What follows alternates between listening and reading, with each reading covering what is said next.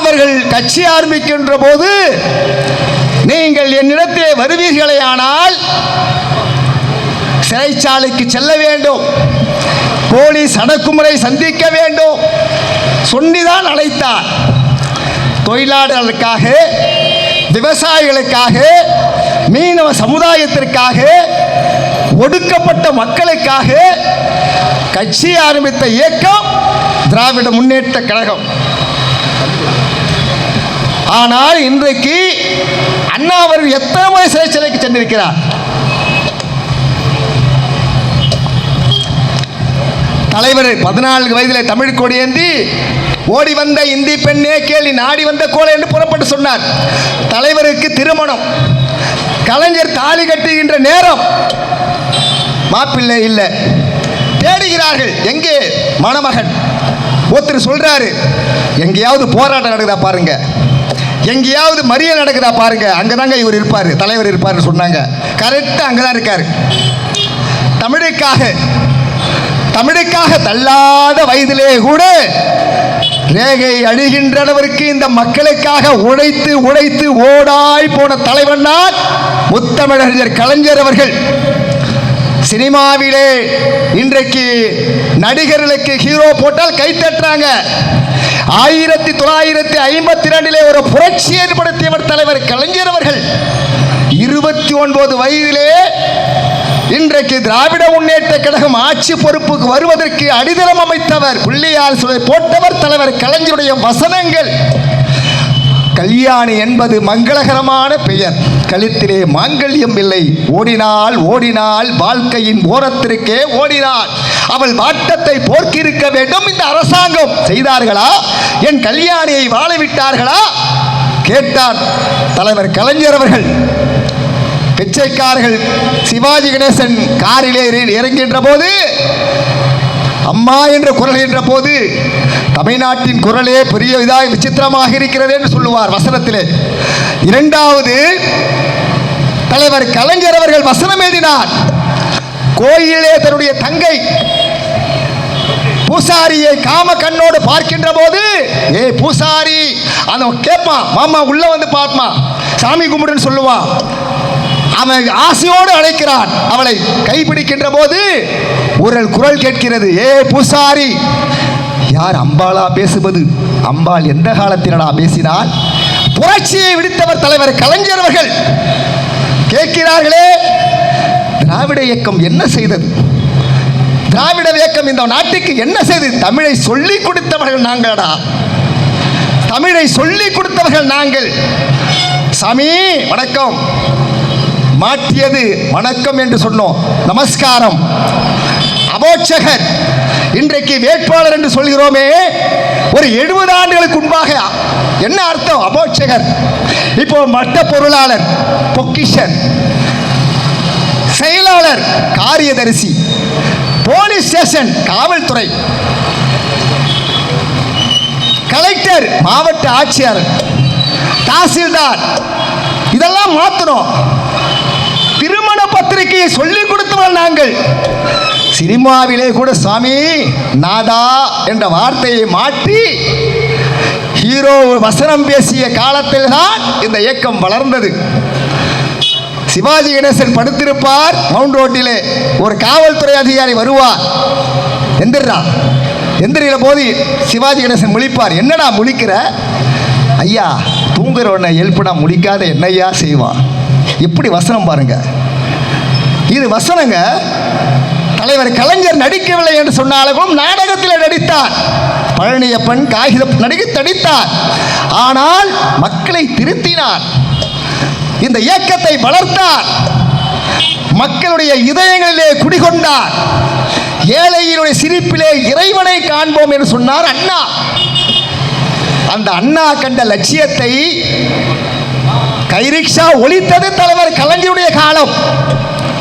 Chokkalal PT பீடித்துக் கொண்டிருந்த நம்முடைய சகோதரர்கள் மிட்டா மிராசாருக்கு இணையாக குடிசை மாற்று வாரியத்தை கண்டவர் தலைவர் கலைஞர் அவர்கள். தொழுநோய் பிச்சைக்காரர்கள் எந்த நேரத்தில் போராட்டம் நடத்தினார்கள், அவர்களுக்கும் தங்கும் இடவசதி கொடுத்தவர் தலைவர் கலைஞர் அவர்கள்.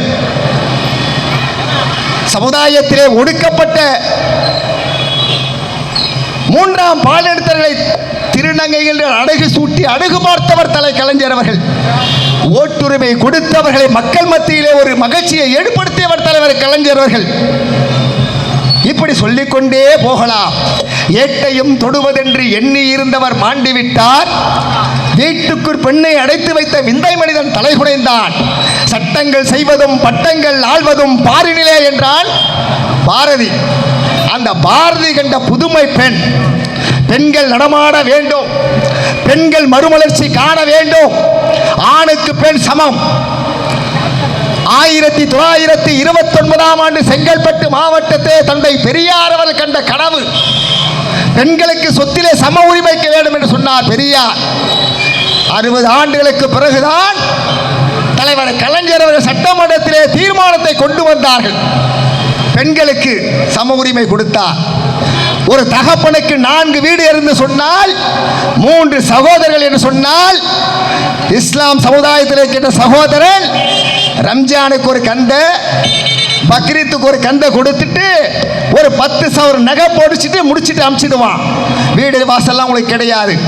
நம்முடைய இந்து சகோதரர்கள் அவங்களும் அப்படிதான். தீபாவளிக்கும் பொங்கலுக்கும் கந்தையை கொடுப்பாங்க.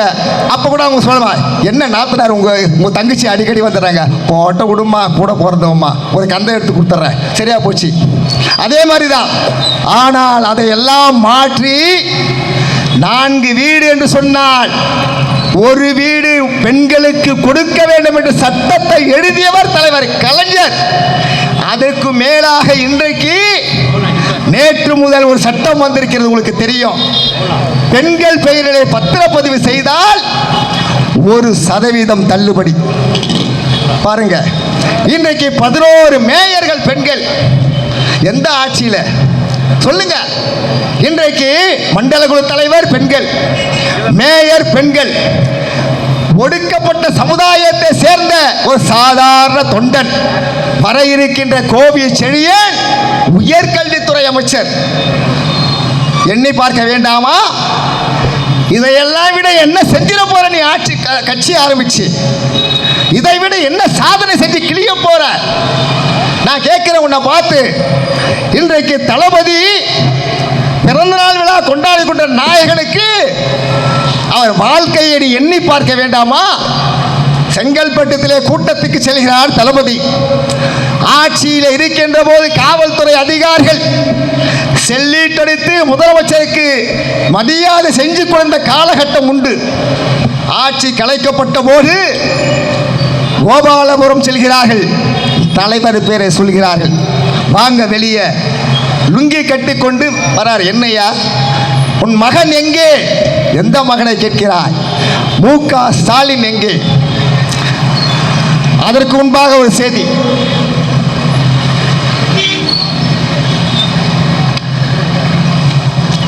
சங்க இலக்கியத்திற்கு நான் படித்திருக்கிறேன். சங்க இலக்கியத்தை படித்திருக்கிறேன். ஒரு தமிழச்சிடத்தில் ஒருத்தன் கேட்கிறான், எங்கே அம்மா உன் மகன்? அவங்க சொல்றாங்க, என்னுடைய மகன் எந்த போர்க்களத்திற்கு சென்றிருக்கிறானோ யாம் அறிவேன் பராபரமே, ஆனால் அவன் வாழ்ந்த குகை இதோ இருக்கிறது என்று தமிழச்சி தன்னுடைய வயிற்றை அடி வயிற்றை காட்டினாள் என்று படித்திருக்கிறேன்.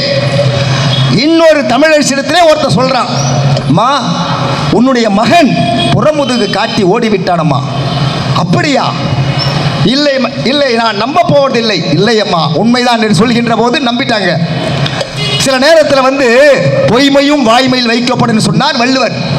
ஆனால் தமிழ்ச்சி நம்பிட்டாங்க. சரி, உண்மையா இருக்கும்னு சொல்லி என் மகன் கோலனாக நான் பெற்றுவிட்டேனா? அப்படியா? அவன் குடித்த மார்பகத்தின் பால் குடித்த மார்பகத்தை அறுத்தருகிறேன் என்று சொன்னால் தமிழச்சி. தலைவர் கலைஞர் அவர்கள் திராவிட முன்னேற்ற கழகத்திற்கு ஒரு சிறப்புண்டு. தொண்டர்களுக்கு நமக்கெல்லாம் என்ன சிறப்பு தெரியுமா? ஒவ்வொரு கட்சிக்காருடைய தாய்மார்கள் மார்பகத்திலே பால் குடிக்கின்ற குழந்தைகளுக்கு எல்லா கட்சிக்காரர்களுக்கும் பாலை மட்டும்தான் கொடுப்பாங்க. ஆனால் எங்க அம்மா மட்டும், திமுகவில் இருக்கின்ற அம்மா மட்டும், சகோதரிக்கு மட்டும் பாலை குடிக்கின்ற போது தமிழையும் சேர்த்து கொடுத்த ஒரு இயக்கம் தான் திராவிட முன்னேற்ற கழகம். அதுதான் எங்களுக்கு சிறப்பு. அதுதானே எங்களுக்கு சிறப்பு. தலைவர் சொல்றாரு, என்ன வேண்டும்? மு.க. ஸ்டாலின் வேண்டும். வேண்டுமா?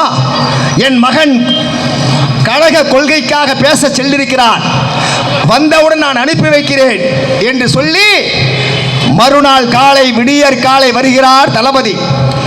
வந்த பிறகு சிறைச்சாலைக்கு இதோ வந்துவிட்டார் என் மகன், ஒப்படைக்கிறார் காவல்துறை இடத்துல.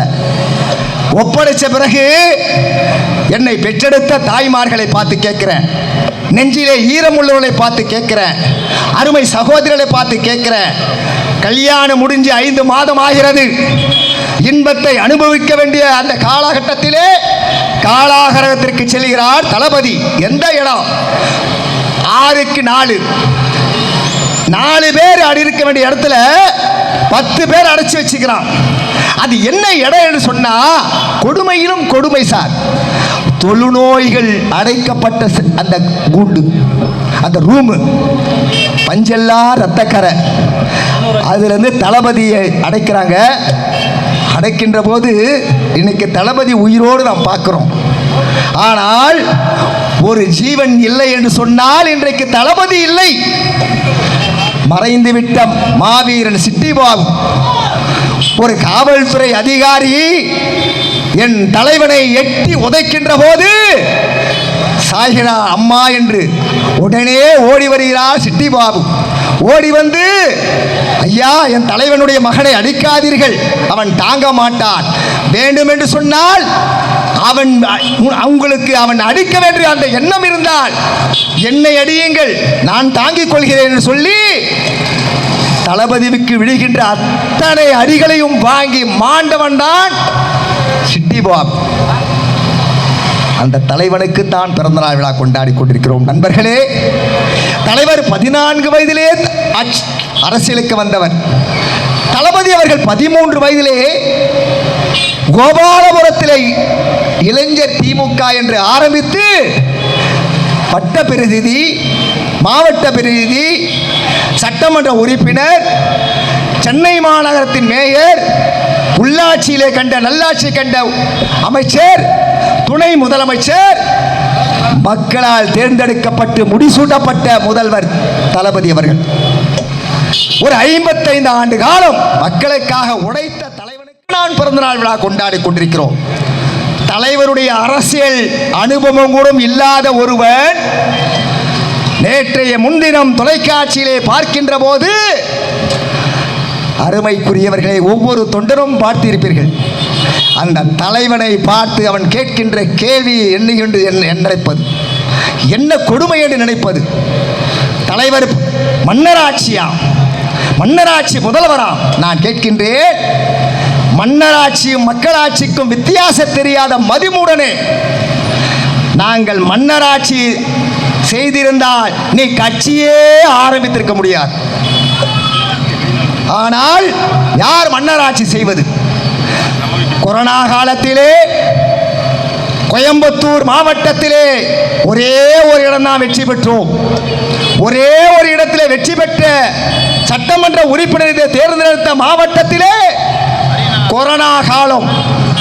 கொரோனா காலத்திலே கூட பழனிசாமி வந்தாரா வெளியே? மழையிலும் வெயிலும் வந்தாரா பழனிசாமி? சேற்றிலே வந்தாரா? ஆட்சியிலே இருந்தாலும் இல்லாவிட்டாலும் உங்களுக்காக உழைக்கின்ற இயக்கம் திராவிட முன்னேற்ற கழகம்.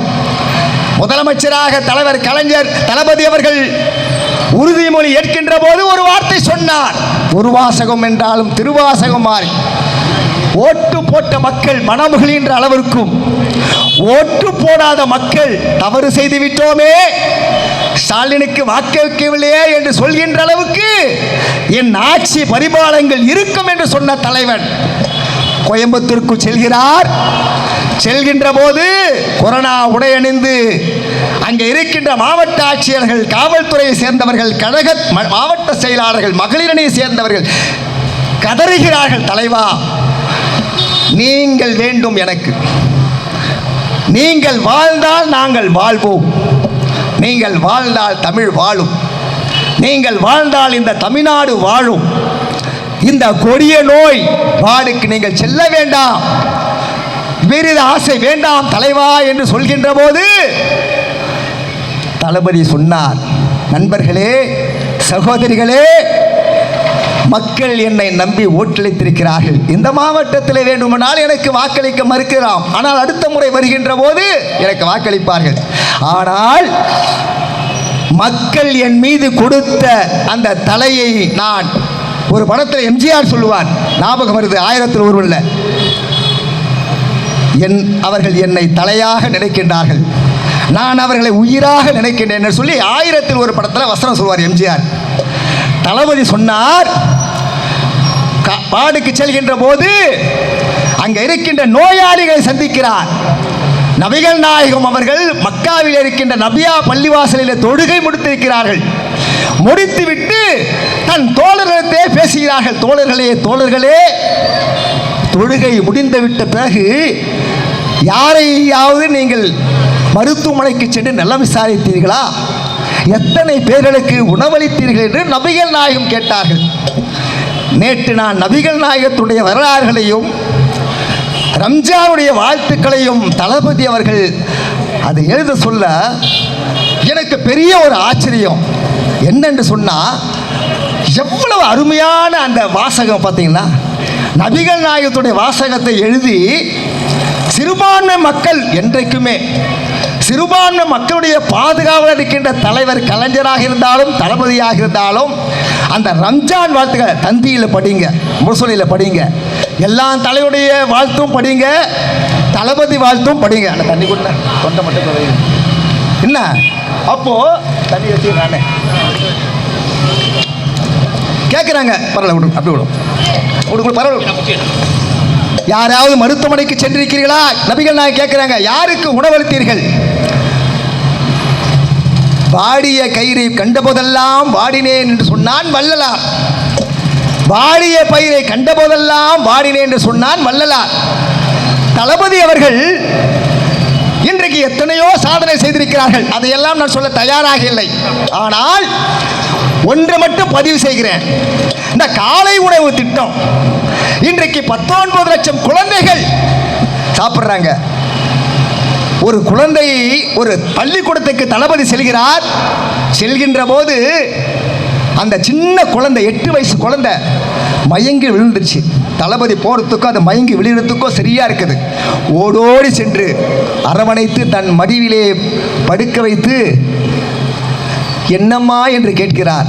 ஏனம்மா இந்த மயக்கம், என்ன காரணமா என்று கேட்கின்ற போது அந்த குழந்தை சொல்கிறது, அங்கிள், என் அம்மாவும் அப்பாவும் கருக்காலிலேயே கலனைக்கு போயிட்டாங்க, வயலுக்கு போயிட்டாங்க, எங்கள் வீட்டில் அடுப்பு எரியல அங்கிள், பசியோடு இந்த வந்திருக்கிறேன், அந்த பசியின் மயக்கம்தான் எனக்கு மயக்கம் வந்து விட்டது சொல்கின்ற போது, அருமைக்குரிய தாய்மார்களே, குழந்தைகள் தொட்டியிலே படுக்கின்ற போது நடு இரவிலே அந்த குழந்தை வீரென்று கட்டுகின்ற போது எங்களை போன்றவர்கள் தூங்கி அசந்து தூங்கி கொண்டிருப்போம்.